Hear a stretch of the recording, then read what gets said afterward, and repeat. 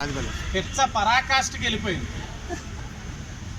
నేనే రాజు, నా ఆవిడి రాణి, వీళ్ళందరూ భటులు, నేను బతకాల్సిందే ప్యాలెస్. ఆ పిచ్చ ఫోబియాలో ఉండే ఎక్కడ చూసినా అన్ని ప్యాలెస్లాగే ఉన్నాయి. అంటే ఎంత డబ్బు దోచేశారనడానికి ఆ ప్యాలెస్లే నిదర్శనం. 1000 రూపాయలు లీజా అడుగుతూ ఉంటారు కదా, ఎవడబ్బా సొత్తు అని. మేము అడుగుతున్నాం, ఎవడబ్బా సొత్తు అని మీరు 1000 రూపాయలు తీసేసుకుంటారు? సరే కట్టారు, ఎంత అవినీతి చేయకపోతే అలాంటి ప్యాలెస్లు కడతారండి వాళ్ళు? ఎంత దోచేశారు ఈ రాష్ట్రాన్ని వైసీపీ వాళ్ళు. ఇంకా పెచ్చలోంచి బయటికి రాలా, ఇంకా మైకంలోనే ఉన్నారు. ఇంకా తగులుతాయి, దగ్గర చేసి ఇంకా చాలా తగులుతాయి. మధ్యలోని ఒకటి చాలా సీరియస్ ఇష్యూస్ ఉన్నాయి, దాంట్లో ఉన్న వాళ్ళందరూ బయటకు వస్తారు.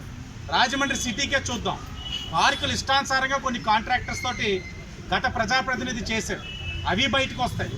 అన్నీ బయటే తీసుకొచ్చి వాళ్ళు ప్యాలెస్ అని ఒక భావన ఉంటూ గత ముఖ్యమంత్రి ఇల్లు చూశారు కదా, సలార్ మూవీలో గోడలు ఉంటాయి అంటే బయట నుంచి ఎవరు జనాలు లోపల రాకూడదని.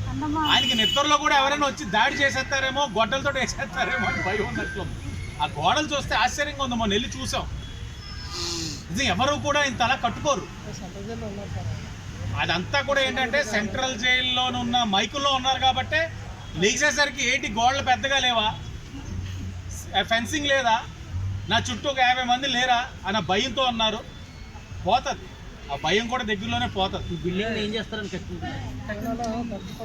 కట్టిన బిల్డింగ్ని వాళ్ళ మాదిరిగా అయితే ధ్వంసాలు అయితే చెయ్యం. అనాథాశ్రమాలకో లేకపోతే ఏదైనా పిల్లలు చూడని వారు ఎవరైతే ఉన్నారో అలా ఎవరికో ఒకరికి ఉపయోగపడే కార్యక్రమాలే, ఆ కార్యక్రమాలే చేస్తాం. కానీ దాన్ని వారి మాదిరిగా మాత్రం ద్వేషంతో విధ్వంసాలు చేసే కార్యక్రమం అయితే టీడీపీ చేయదు. తప్పకుండా అట్లా ఉపయోగించుకుంటారు. ఒకవేళ నిజంగా మా డబ్బుతో కట్టేవనే కానీ వైసీపీ వాళ్ళు చెప్తే అకౌంట్ చూపించమనండి, లెక్కలు తేల్చేస్తాం.